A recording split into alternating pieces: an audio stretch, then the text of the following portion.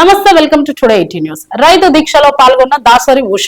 పెద్దపల్లి జిల్లా అంబేద్కర్ చౌరస్తా వద్ద దొడ్డవడ్లకు 500 రూపాయలు రైతు నిరాహార దీక్ష మాజీ ఎమ్మెల్యే దాసరి మనోహర్ రెడ్డి ఆధ్వర్యంలో చేపట్టడం జరిగింది. ఈ కార్యక్రమంలో పెద్దపల్లి నియోజకవర్గం బీఆర్ఎస్ నాయకురాలు ఉష పాల్గొన్నారు. రెడ్డి గారు ప్రతి ఒక్క అధికారిని పిలిపించి వాళ్ళందరికీ కూడా ఇచ్చిళ్ళు, వాళ్ళందరికీ కూడా డిమాండ్ చేసిళ్ళు.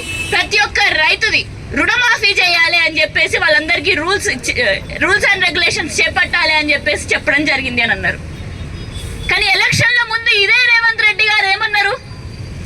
ఇదే రేవంత్ రెడ్డి గారు ఎలక్షన్ల ముందు అసెంబ్లీలో చర్చలు నిర్వహించిన తర్వాతనే మనం రుణమాఫీ చేపట్టగలుగుతామని అన్నారు.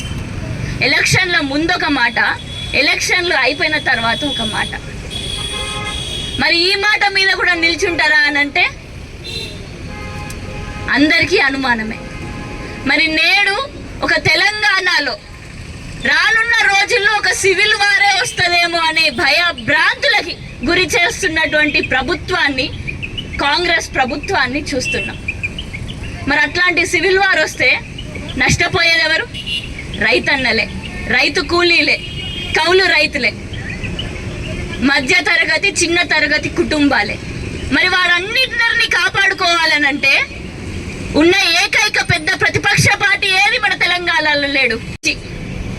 ఒక కూలీ బిడ్డ రోడ్డు మీదకి వచ్చి ధర్నాలు చేస్తే ఆ ఒక్క రోజు ఆ 200-500 రూపాయల కూలీ దొరకకపోతే వాళ్ళ పూట గడుస్తుందా?